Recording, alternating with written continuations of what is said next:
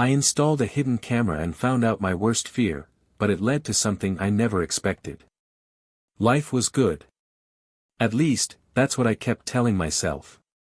I was Leo, a guy who had always prided himself on the fact that I had built the kind of life most people only dream of. A beautiful home in the suburbs, a steady job in a respected firm, and a marriage to the love of my life, Elizabeth. Elizabeth and I met in college, and our connection was instant. She was intelligent, beautiful, and had this aura about her that drew everyone in. We were the couple everyone envied, always laughing, always sharing inside jokes. We traveled together, planned our future together, and shared dreams of having kids, building a family, and growing old together. She was everything to me. And I thought I was everything to her too. But then something started to change. It wasn't anything big at first. It was small, almost unnoticeable, late nights at work, fewer phone calls between us during the day, that distant look in her eyes when she'd return home, like she was somewhere else, somewhere I couldn't reach. At first, I convinced myself it was just stress.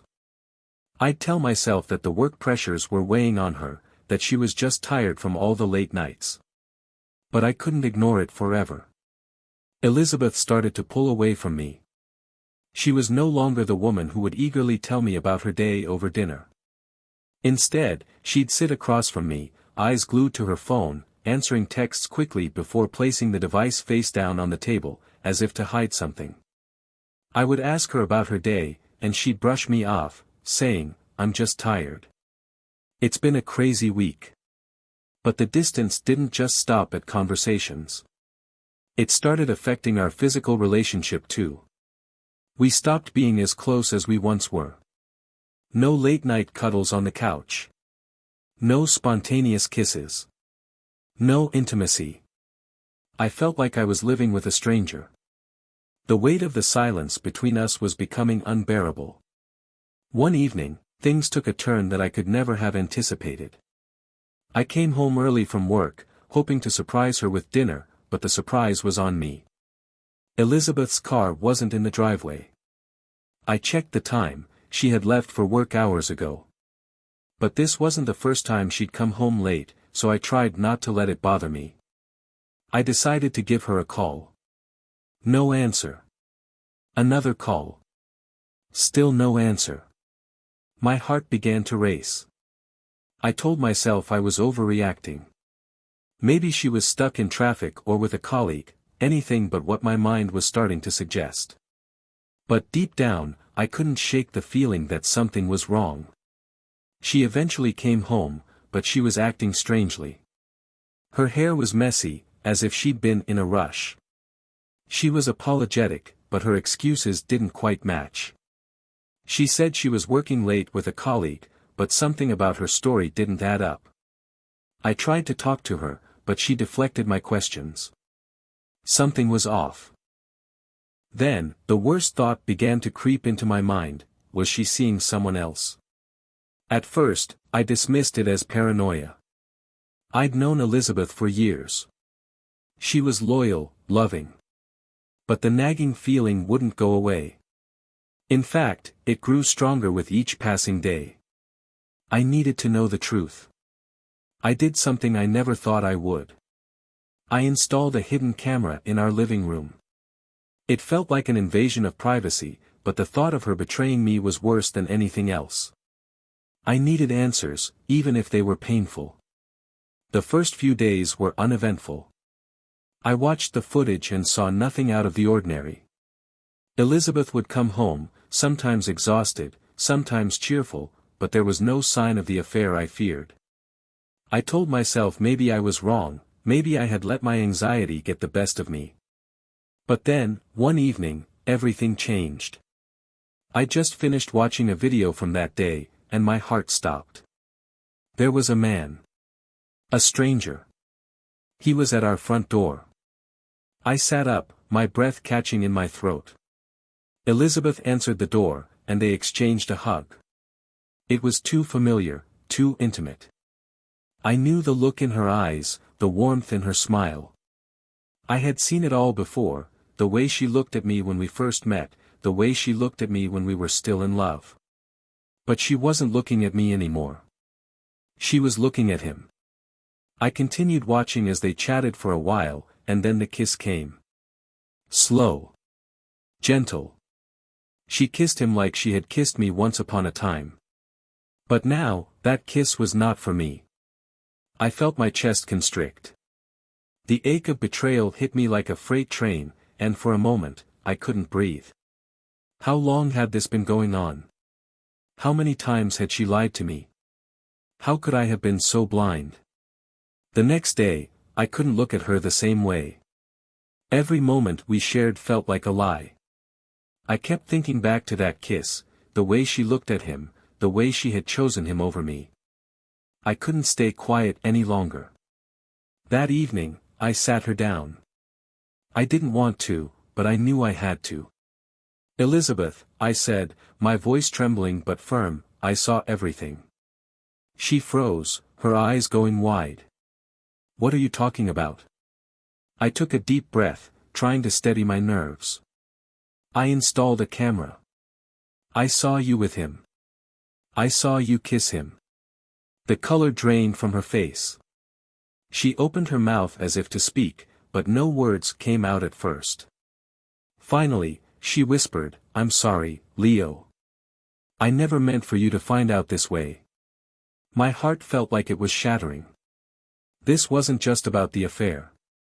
It was about everything we had built, the life, the memories, the trust. All of it felt like it was falling apart. "Why?" I asked, voice cracking. "Why him? Why did you do this to me?"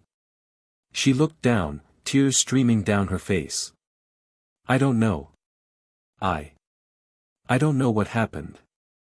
We were growing apart, and I didn't know how to fix it. I thought maybe I could find something with him. But I was wrong. I should have told you. I should have been honest." Her words, though laced with regret, didn't take away the pain. It didn't undo the damage she had caused. I realized that I had been living in denial for so long, hoping that our love would somehow fix itself. But it didn't. It couldn't. We talked for hours. The anger I felt slowly turned into sadness, and then, into acceptance. I realized that our relationship was no longer healthy, and continuing to force it would only cause more harm. It was over. The days that followed were some of the hardest of my life. The apartment that once felt like home now felt empty. Elizabeth and I went through the motions, talking about the logistics of the divorce, trying to keep things civil. But inside, we both knew that the love we once shared was gone. I filed for divorce shortly after, and though the process was painful, I knew it was the right decision. It wasn't easy, but with time, I began to heal. I reconnected with friends I had neglected during the marriage. I started doing things for myself, things I had put off for years because I was so focused on Elizabeth and our future together. I began to rebuild my life, piece by piece. It wasn't a quick fix. There were days when I still felt lost, like a part of me had been ripped away. But the more time I spent focusing on myself, the more I realized that I didn't need Elizabeth to complete me. I had to be whole on my own first.